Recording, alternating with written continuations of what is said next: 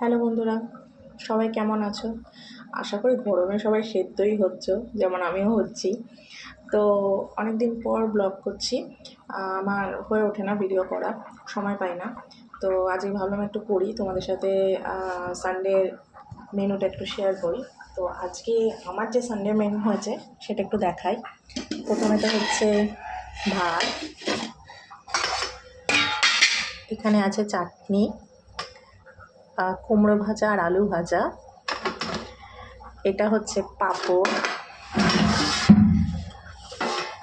আচ্ছা এটা হচ্ছে পাট পাতা দিয়ে মসুরির ডাল,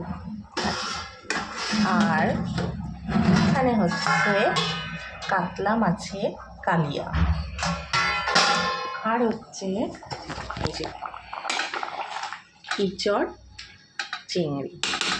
এই হচ্ছে আমার, এটা মানে হয়েই এসছে, আর একটু বাকি। এই হচ্ছে আমার সানডের মেনু। তা তোমাদেরটা বলো, তোমাদের মেসে রান্না হয়ে গেছে, আমার একটু দেরিই হচ্ছে। তোমাদেরটা বলো, চলো টাটা।